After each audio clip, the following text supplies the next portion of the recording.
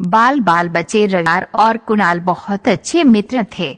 दोनों एक ही कक्षा में पढ़ते थे, उनके घर भी पास पास थे, इसलिए साथ खेलते थे, साथ ही होमवर्क भी करते थे। दूसरे सभी बच्चे जानते थे कि खेलने के लिए यदि आएंगे तो दोनों साथ साथ आएंगे।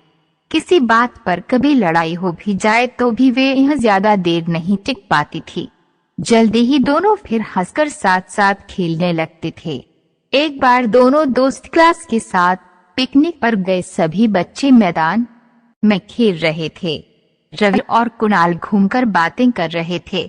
बातें करते करते उन्हें पता ही नहीं चला कि कब वे बहुत दूर आ गए। चलते चलते वे पास के एक जंगल में पहुंच गए थे।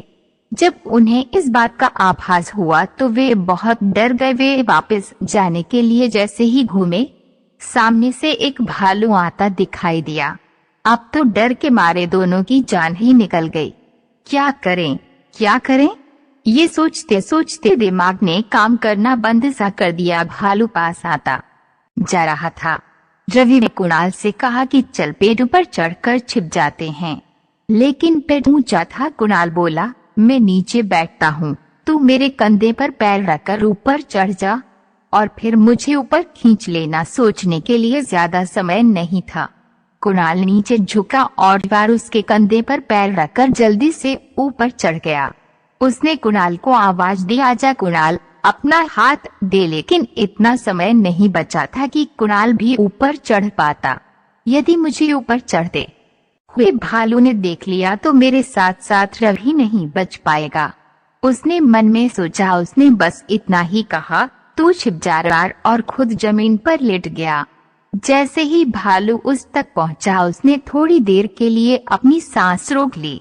स्कूल में योगासन की कक्षा में उनको ये सिखाया गया था कि कुछ देर के लिए सांस को रोककर किस प्रकार लेटा जा सकता है। रवि बेहद घबरा रहा था।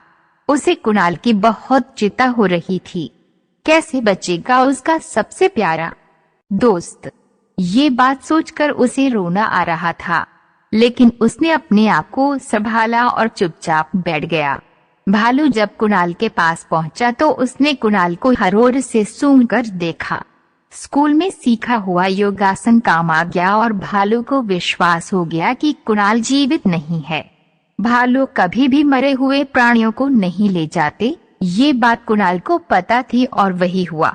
कुछ देर तक सूंघने के बाद भालू वापस चला गया। जब कुणाल को विश्वास हो गया कि भालू दूर चला गया है, तब उसने धीरे धीरे सांस ली और उठा। रविवार पेट पर आंखें बंद करके बैठा था और ईश्वर से कुणाल के लिए प्रार्थना कर रहा था। अपनी सूझबूझ और आपसी प्यार से दोनों दोस्त बच गए थे।